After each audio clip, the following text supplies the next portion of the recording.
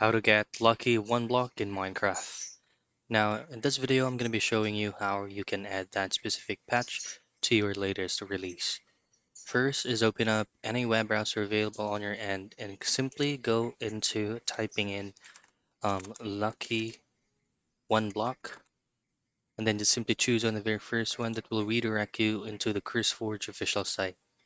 From here, choose on Files, and then on Files, all you have to do is to change the filter by the newest release or the newest version.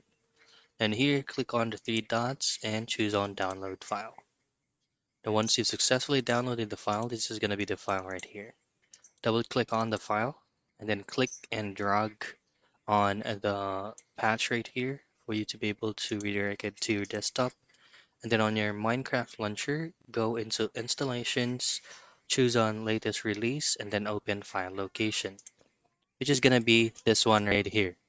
Now choose on saves. If you don't have the saves folder, just simply create one and then just simply click and drag on the file that you downloaded.